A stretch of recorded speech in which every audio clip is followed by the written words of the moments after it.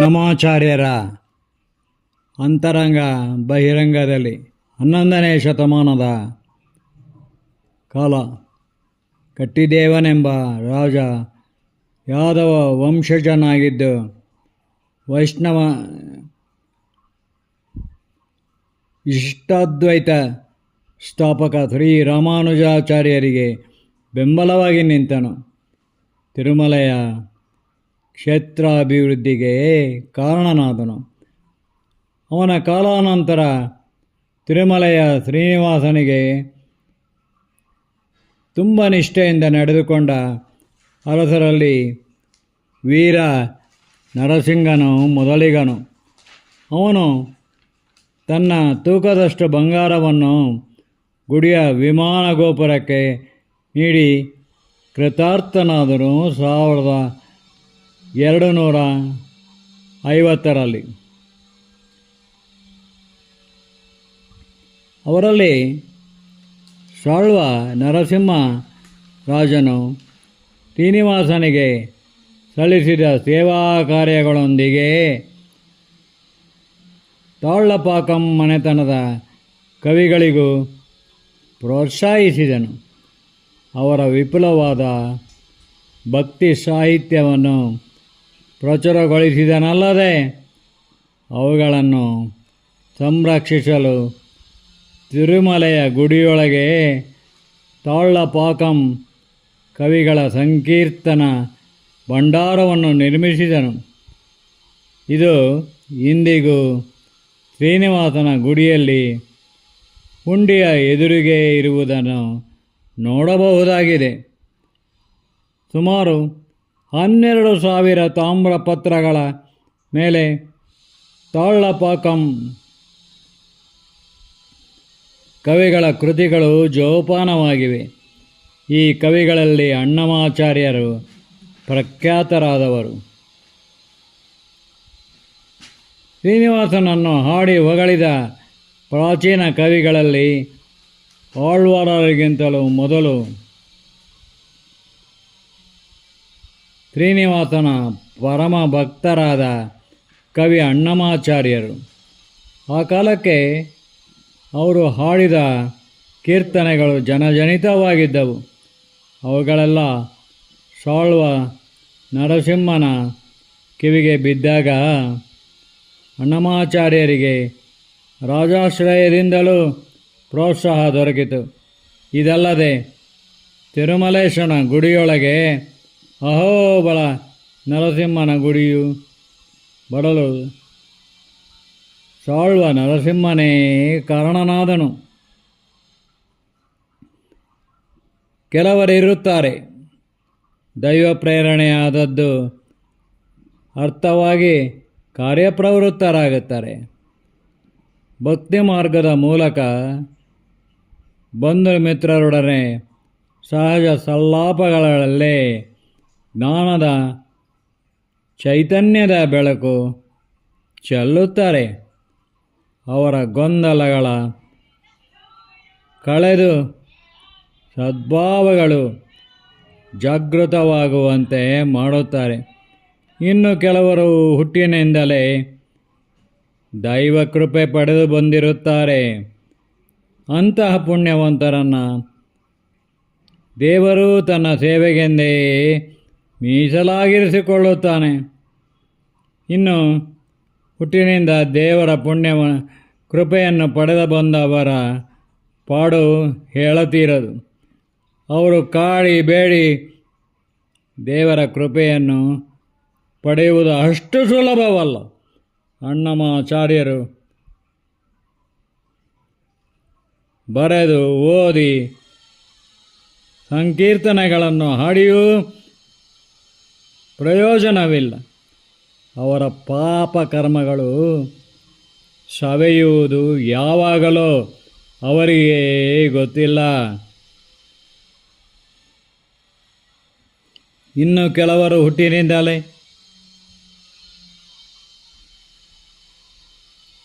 ದೈವಕೃಪೆ ಗುರುಗಳನ್ನು ಪಡೆದು ಬಂದಿರುತ್ತಾರೆ. ಎಂತಹ ಸಮರ್ಥನೂ ಸಹಾಯವಿಲ್ಲದೆ ಮುಂದೆ ಬರಲು ಸಾಧ್ಯವಿಲ್ಲವೆನ್ನುತ್ತಾರೆ. ಅಂತಹ ಪುಣ್ಯವಂತರನ್ನು ದೇವರು ತನ್ನ ಸೇವೆಗೆಂದೇ ಮೀಸಲಿರಿಸಿಕೊಳ್ಳುತ್ತಾನೆ. ಅಣ್ಣಮಾಚಾರ್ಯರು ಹುಟ್ಟಿನಿಂದಲೇ ಕೃಪಾಸಿದ್ಧರು. ಸಜ್ಜನರನ್ನು ಗುರುತಿಸುವವರು, ಸದ್ಭಕ್ತರನ್ನು ಗುರುತಿಸುವವರು ತೀರಾ ವಿರಳವೇ ಸರಿ. ಅದು ಈ ಕಲಿಗಾಲದಲ್ಲಿ. ತಮ್ಮ 16ನೆಯ ವಯಸ್ಸಿನಲ್ಲೇ ಇದ್ದಕ್ಕಿದ್ದಂತೆ ಕನಸಿನಲ್ಲಿ ತಿರುಮಲೇಶನ ದರ್ಶನ ಪಡೆದವರು ಅಣ್ಣಮಾಚಾರ್ಯರು. ಆ ಕ್ಷಣದಿಂದಲೇ ಅವರ ನಾಭಿಯಿಂದ ಕೀರ್ತನೆಗಳು ಪುಂಖಾನುಪುಂಖವಾಗಿ ಉದ್ಗಮಿಸುತ್ತಾ ಅವರ ಕಂಠ ಮಾಧುರ್ಯದಲ್ಲಿ ಅವೆಲ್ಲ ಮೇಳವಿಸಿ ಬಂದುವೆಂದು ತಮ್ಮ ಆಧ್ಯಾತ್ಮ ಸಂಕೀರ್ತನಲು ಎಂಬ ಕೃತಿಯಲ್ಲಿ ಅವರೇ ಹೇಳಿಕೊಂಡಿದ್ದಾರೆ. 1424 1503 ಮಧ್ಯಕಾಲದಲ್ಲಿ ಅಣ್ಣಮಾಚಾರ್ಯರಿಗೆ 2 ಪತ್ನಿಯರು, ತಿಮ್ಮಕ್ಕ, ತಿರುಮಲಕ್ಕ. ತಿಮ್ಮಕ್ಕ ಕವಿಯತ್ರಿ, ಸುಭದ್ರಾ ಕಲ್ಯಾಣ ಎಂಬ ಕಾವ್ಯವನ್ನು ರಚಿಸಿದಳು. ಕವಿಯತ್ರಿ ತಿಮ್ಮಕ್ಕನ ಮಗ ನರಸಿಂಹ ಕವಿಯೇ. ಇನ್ನೊಬ್ಬಳು ಅಕ್ಕಲಮ್ಮ ಮಗ ಪೆರಿಯ ತಿರುಮಲಾಚಾರ್ಯ. ತಂದೆಯ ಸಂಕೀರ್ತನ ಮನೋಭಾವವನ್ನು ತಿರುಮಲಾಚಾರ್ಯ ಮುಂದುವರಿಸಿಕೊಂಡು ಬರುವುದನ್ನು ಗಮನಿಸಿದ ಅಣ್ಣಮಾಚಾರ್ಯರು ಈ ಮಗನಿಗೆ ಪ್ರೋತ್ಸಾಹಿಸಿ ದಿನವೂ ಒಂದು ಕೀರ್ತನೆಯನ್ನು ರಚಿಸಿ ತಿರುಮಲೇಶ ಶ್ರೀ ತಿರುಮನೇಶನ ಮೂರ್ತಿಯ ಎದುರಿಗೆ ನಿಂತು ಹಾಡಬೇಕೆಂದು ಕಟ್ಟಪ್ಪಣೆ ಮಾಡಿದರು. ತಂದೆಯಂತೆ ತಿರುಮಲಾಚಾರ್ಯನು ವಾಗ್ಗೇಯಕಾರನಾಗಿ ಸಂಕೀರ್ತನಾಚಾರ್ಯನಾದನು. ಅಣ್ಣಮಾಚಾರ್ಯರು ಪ್ರತಿದಿನ ಸ್ವಾಮಿ ಪುಷ್ಕರಣಿಯಲ್ಲಿ ಸ್ನಾನ ಮಾಡಿ ಒದ್ದೆ ಬಟ್ಟೆಯಿಟ್ಟು ಅದು ಒಣಗುವ ತನಕ ಕೀರ್ತನೆಗಳ ರಚಿಸಿ ತದನಂತರ ಗುಡಿಗೆ ಬಂದು ಹಾಡುತ್ತಿದ್ದರು. ಅವರ ಜೀವಿತಾವಧಿಗಳು 96 ವರ್ಷಗಳು. ಅವರ ಕೀರ್ತನೆಗಳ ಸಂಖ್ಯೆ 32,000. ಸಂಕೀರ್ತನ ಭಂಡಾರದಲ್ಲಿ ಲಭ್ಯವಿರುವ ತಿರುಮಲೆಯ ದೇವಸ್ಥಾನದಲ್ಲಿ 12,000ವಷ್ಟೇ.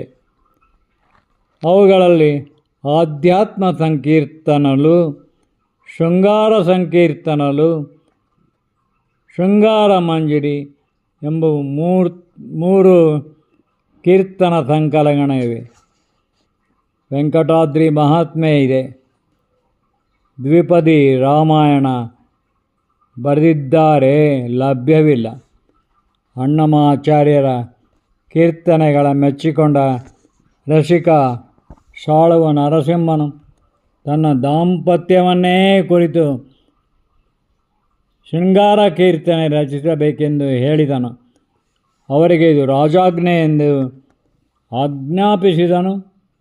ಆಗ್ರಹಪಡಿಸಿದನು.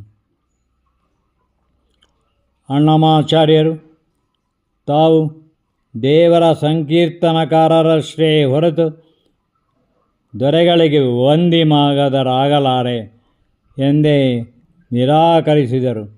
ಆಗ ಕಠಿಣ ಕಾರಾಗೃಹ ಶಿಕ್ಷೆಗೂ ಒಳಗಾದರು.